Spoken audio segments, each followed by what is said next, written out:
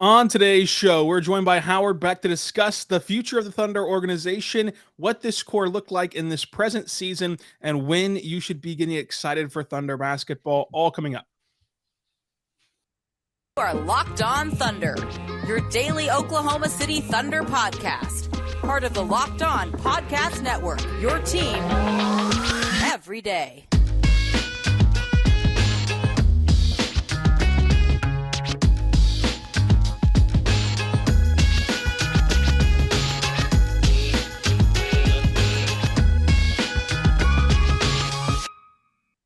Let's get it going on the Locked On Thunder podcast, on the Locked On Podcast Network, your team every day.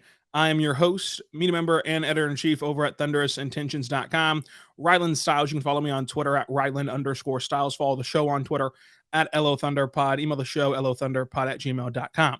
On today's show, we're joined by media luminary Howard Beck to discuss the future of the Thunder and say, what up, Beck, and talk about the offseason to come. Today's show is brought to you by Game Time. Download the app, create an account, use the code LOCKEDONNBA for $20 off your first purchase. Last minute tickets, lowest prices, guaranteed.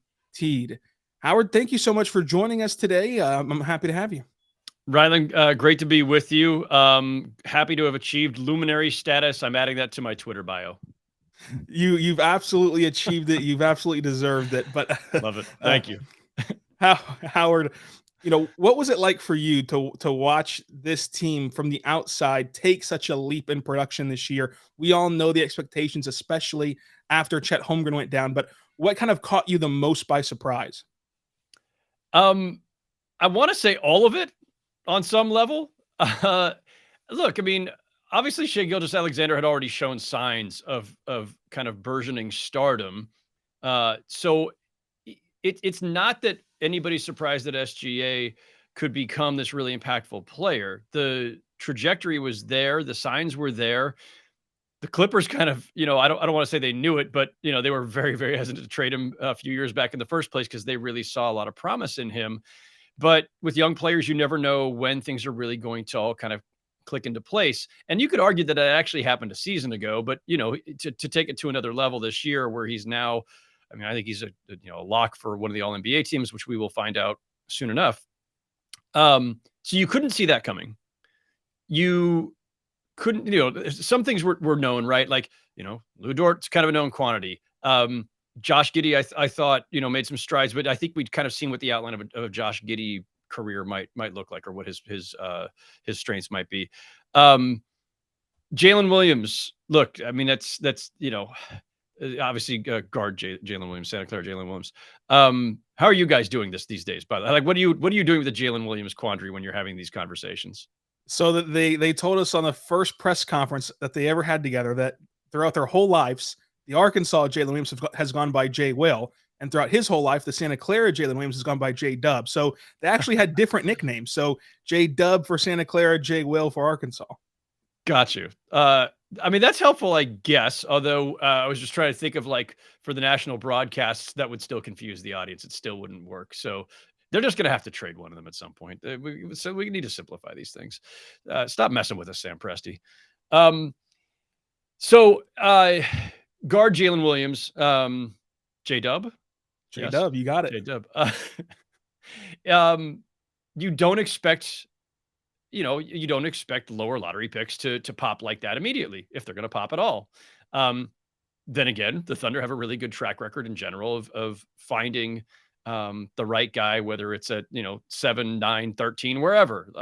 They do a nice job of this, so maybe we shouldn't be surprised. But I think, look, the obvious thing here is nobody expected a 40-win season and a play-in berth. Nobody expected that they were going to be that competitive, that deep into the season, period. And I think even for the Thunder, I think even the organization was a little surprised by how big of a leap they took this year. I think they expected kind of slow, steady progress and to maybe be a team that was still somewhere in the mid-30s in terms of wins and whatever. And look, to their credit, at a time when they could have really leaned into, it wouldn't be a tank at this point, but they could have certainly leaned into, hey, we've been in a rebuild for a few years and we're going to come out of it soon, probably by next season anyway. Chet's going to get on the court. SGA's blossoming before our eyes. let's not overdo it this season. Like they could have organizationally decided, you know what, let's shut a couple of guys down here and there. And, they're not above that. We've seen them do it before. So, they could have leaned into it and decided let's keep our lottery odds a little bit higher. And they didn't, because I think the smart thing you do as an organization is it's kind of a reading the room situation where you look at who you've got, and when SGA is popping the way he is and they're as competitive as they are, there's a danger in deciding not prematurely, deciding almost retroactively to say, this isn't the season we want to win. It's too soon. And now you may alienate your star, right? Remember, this season started with everybody, like the vultures were swirling and starting, all these speculative rumors about, and I never thought that SGA was on the market or that the Thunder had any intention of trading him. So I'm not surprised that they held on. But I think behind that, when he's making this having this breakthrough season and they're competing at this high level because of him, you don't then want to turn around and say, we don't want to win right now, even if he understood it. I think you lean into the winning, which is what they did. They decided, you know what, let's just let this thing run its course. We'll be as good as we end up being. These guys will get a taste of important games down the stretch of the season. They'll get a taste of the play-in, which is not the playoffs, but hey, it's a step. It's a higher stakes game. Down the stretch of the season, we're all higher stakes games because of competing for the play-in. That is a good kind of training wheels approach to a young team to get them ready for higher stakes games in the very near future. So I think they did this right. I think they read the room and their own situation correctly. And they're now look, there aren't that many times when you look at a team with a losing record, slightly losing record, and with multiple seasons of losing and go, man, I love where that team's at. And this is one of those cases because they've got a really promising core. Holmgren's going to presumably be, there on opening night.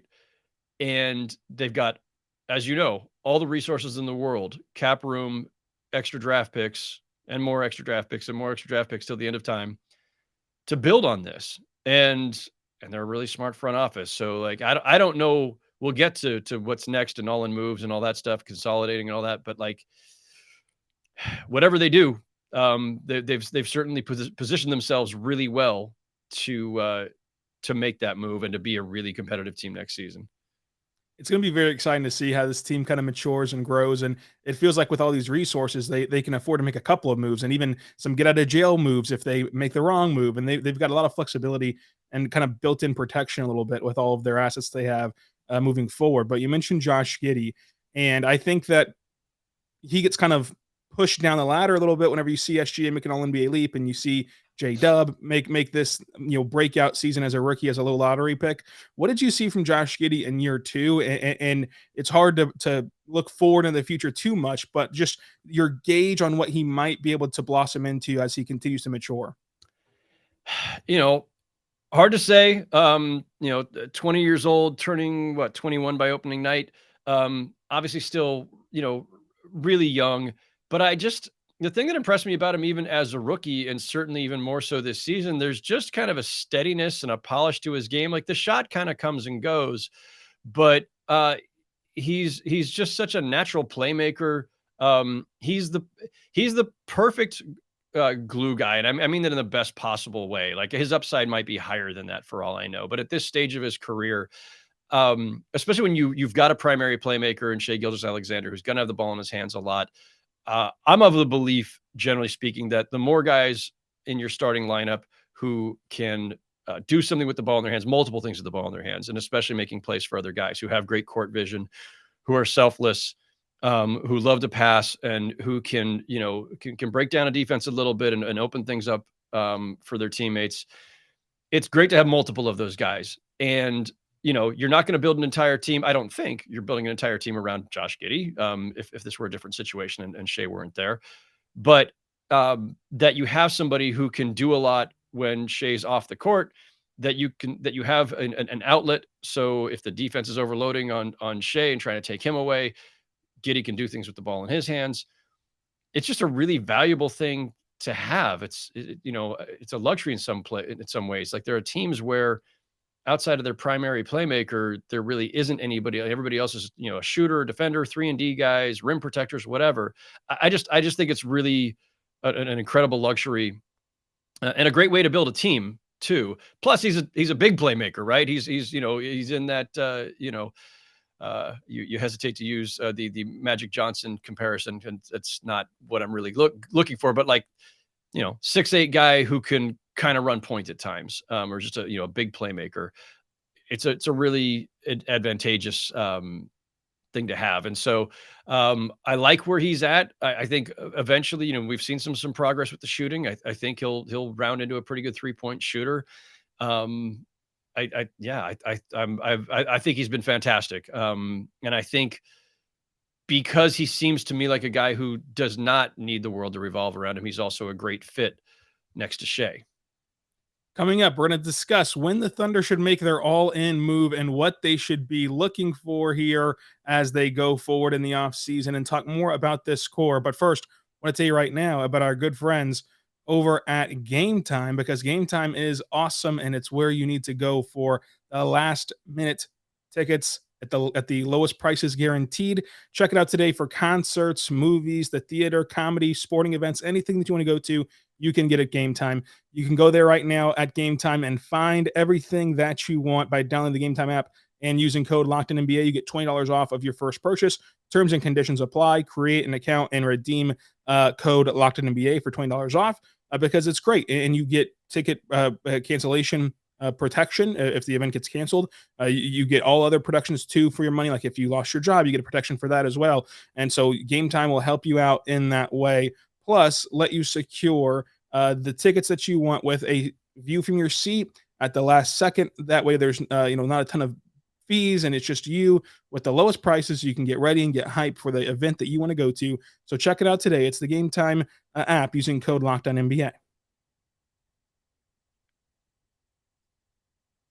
We're back with Howard Beck, media luminary Howard Beck, Howard Beck on Twitter. Look, obviously we don't have like a crystal ball or anything, but at this time last year, whenever you were talking to people, whenever you were doing your own evaluations, neither one of us are scouts or talent evaluators for NBA teams, but we do watch some college basketball. At this time last year, what was the feeling about Chet Holmgren and what he could provide to an NBA team from everyone that you talked to and everything that you saw?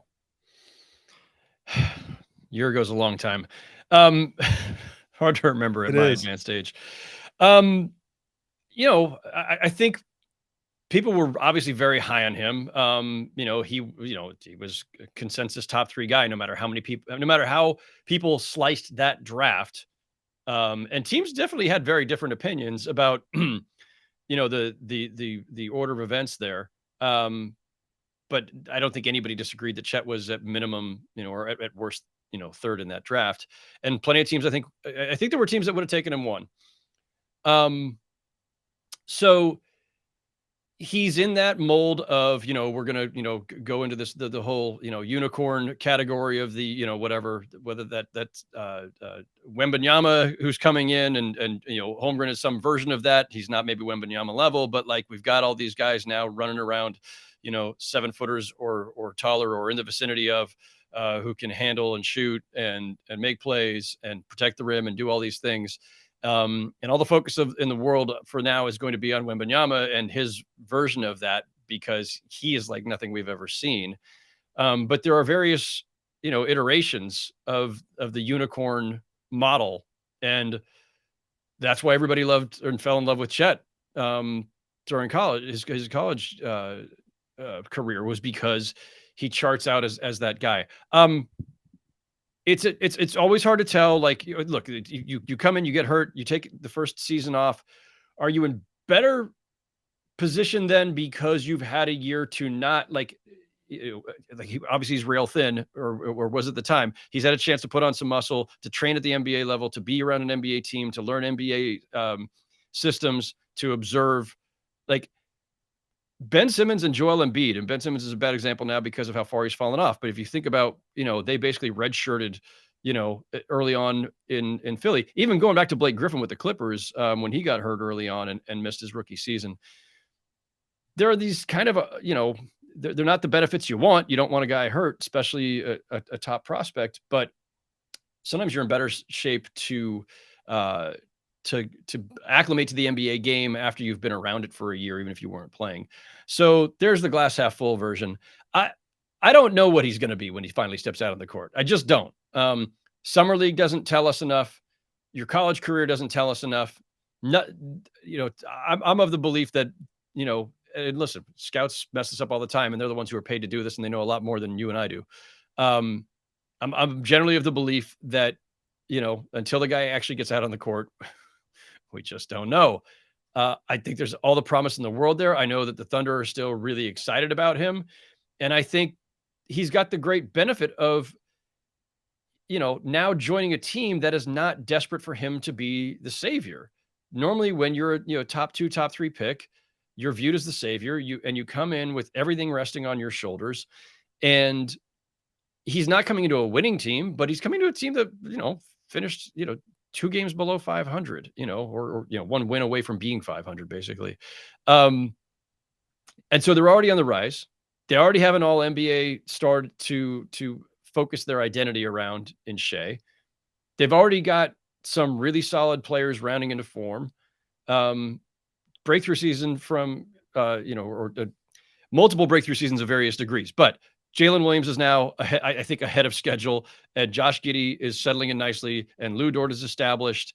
And yeah, he can just get out there, do what he does best. And no one's going to say, hey, look, we need you to drop 25 a night and block 3 shots for us to have any hope, or for us to find a path forward. No, they've got their path forward. They've got their core. They've got their North Star in Shai.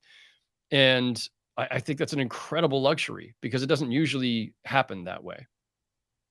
I love that breakdown, because I've been saying the same thing about the pressure getting pulled off of Chet a little bit, which can only help him, along with everything else that you mentioned of the benefits of kind of redshirting, even though you hope no one's ever hurt. And the Thunder truly believe in him. They're one of the teams that would have taken him if they got the number 1 overall pick.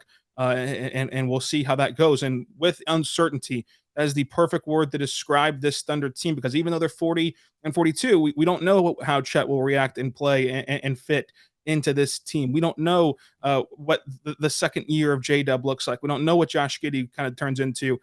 So with that being said, and as someone who's covered the league for so long and has seen the different philosophies kind of play out and different scenarios play out whenever you get a core somewhat assembled, what would be your approach to this offseason if you're in Oklahoma City? Would you just remain patient, give yourself another season of data points to use to then go make an all-in move? Or would you say, well, you've already got one, all-NBA team, possible first team. We'll see that in the coming days if he makes first team or not. But we've already got one all-NBA talent. It seems like now is a good opportunity to strike. So this is like the most fascinating thing. And I think the Thunder, in an offseason where we've got a lot of teams that have some really fascinating decisions and quandaries and everything else, right? Like, what are the Mavericks going to do with Kyrie? There's, what are the Nets going to do with all of their, 3-and-D guys and draft picks? And are they going to make the all-in move? There's a bunch of teams that I think have some really interesting off seasons, but the Thunder probably are at the top of the list, because they're good enough right now with this young core that you could, just, shop in the second tier in the free agent market, right? Just get a couple of steady veterans to put around your youth and let this thing just keep organically progressing, because you've got enough young talent that you expect are going to continue to evolve. There's no pressure, just as there's no pressure on Holmgren. I don't think there's any pressure on Sam Presti to go find a star now. He's got one for sure, and he's got another guy in Holmgren who might be, and we'll see what becomes of the rest of them. Is Jalen Williams eventually an all-star? I don't know, maybe. They don't have to do anything right now. And I think they also, they have the credibility and track record that, whether it's the front office or fans are going to trust that they are, on the right path. And so I think there's some patience built into this. They really haven't even been out of the playoffs that long when you think about it. It's really incredible how quickly they have built up a really solid young core that I think everybody expects will make the playoffs next season. And so I don't think there's any urgency. And I think kind of the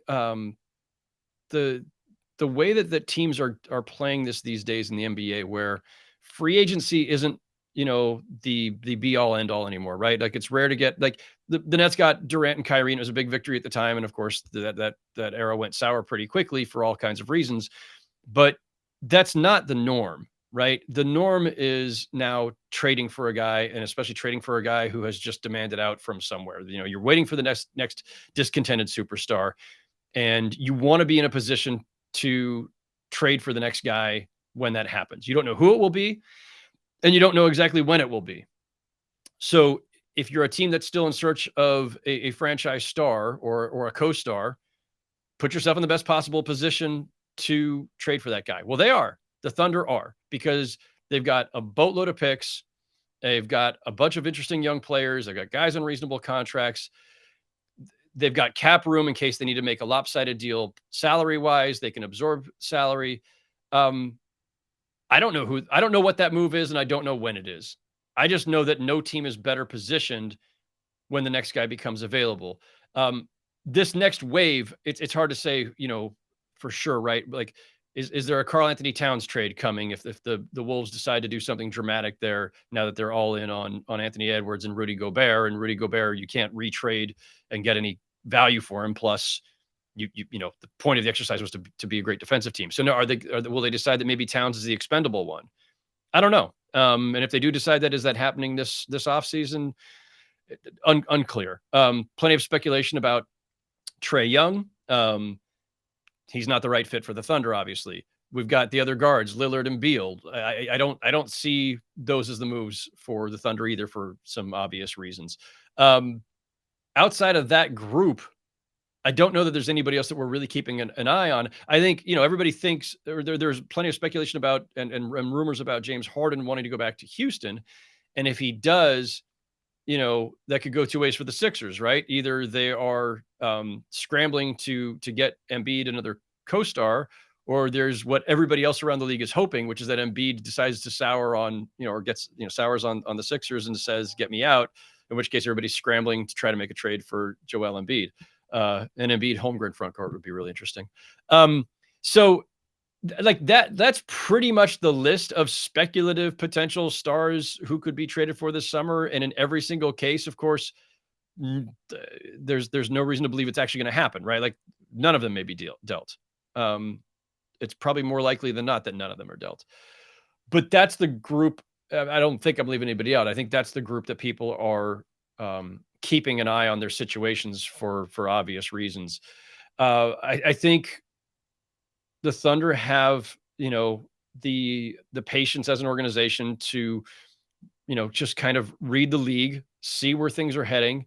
If somebody shakes loose somewhere, they're in a great position to pounce, just as they did to get Paul George. And they're obviously not afraid to trade for a guy who maybe had, demanded a trade, but wanted to go somewhere else, right? Paul George was trying to get to LA, and the Thunder made a really good trade for him. And then eventually, when it's time to move him, they do, they made another really smart deal. So it could go 100 different directions. And if they don't consolidate picks, or listen, they're not going to use every pick in perpetuity, but they're under no pressure at the moment.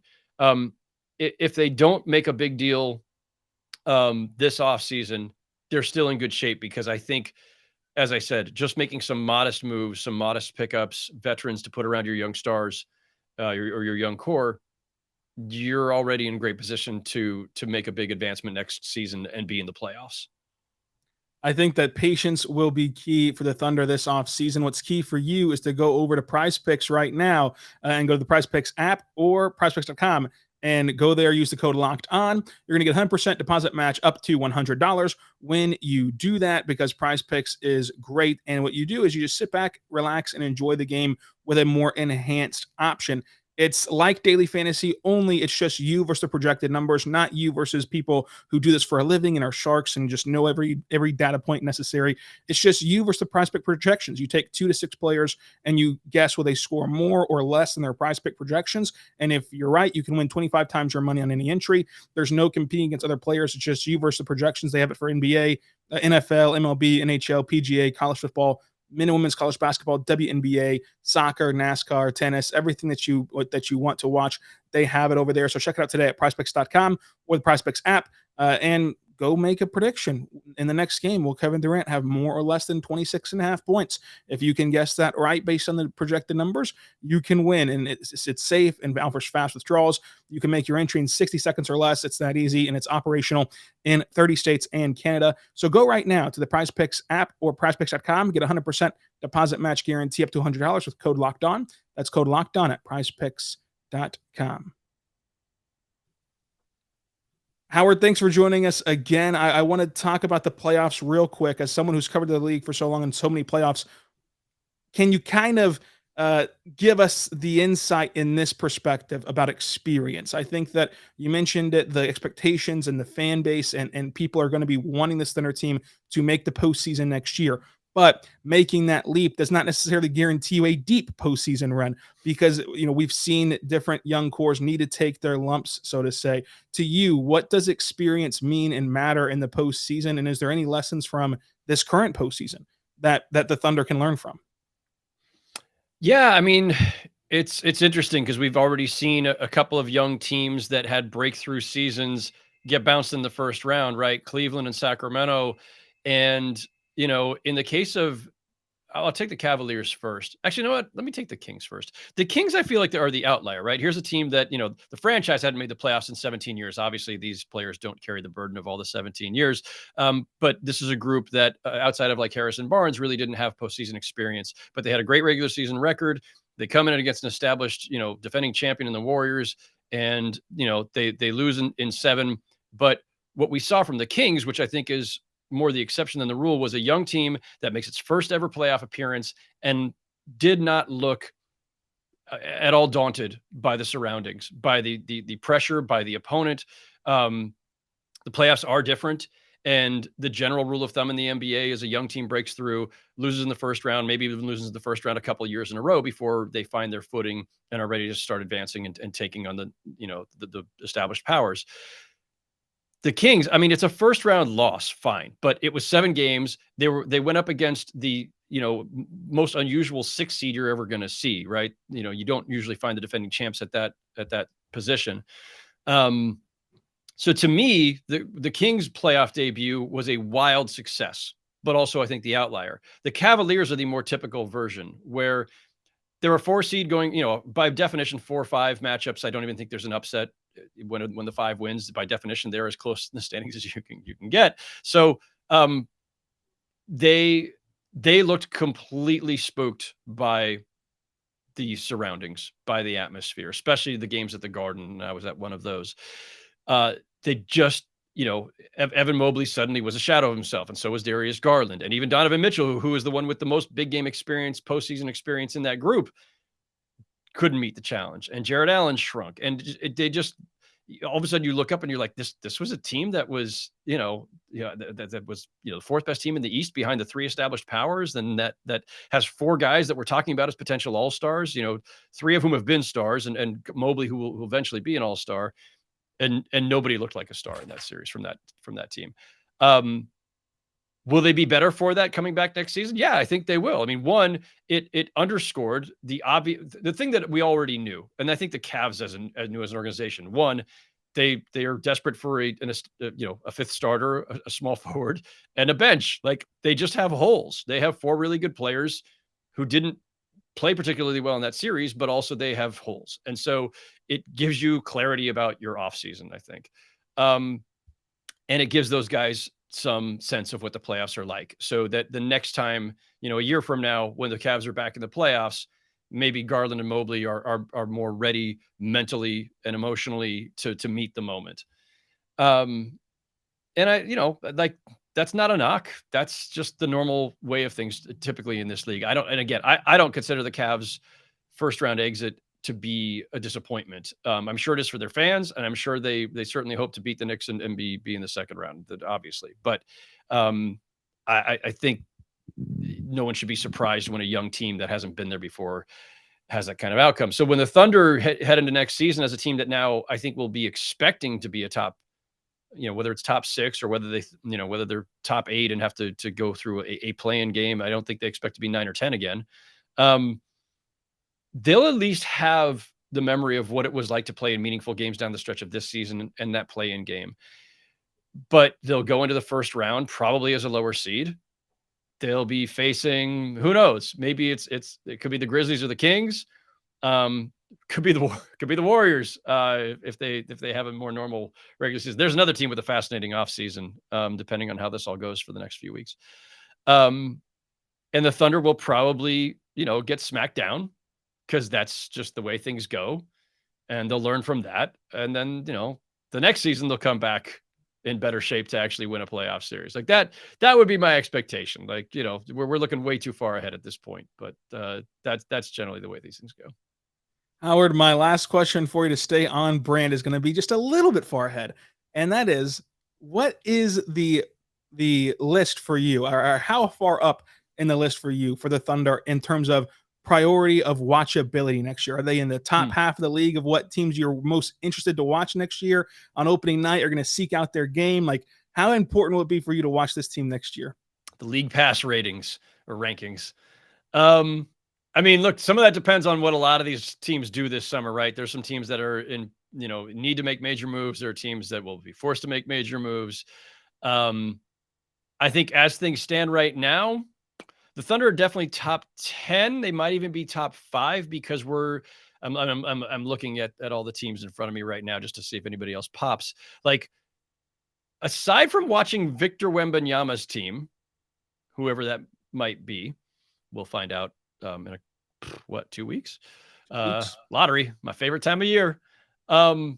Aside from Wembanyama's team, whoever the defending champs are, that's always a must watch. The team that lost in the finals is going to be a must watch.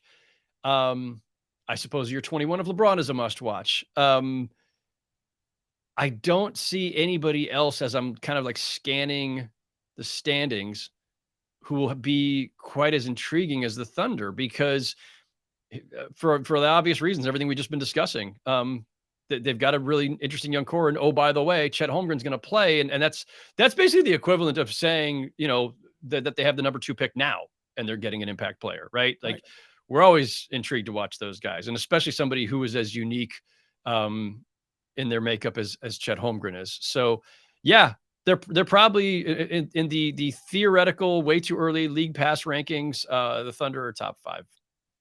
Howard, I really appreciate you joining us. You can find him on Twitter at Howard Beck. Find him on Locked On NBA every Monday, talking postseason. Howard, thanks for being aboard. Yeah, thanks for having me. This was fun. Until next time, be good and be good to one another.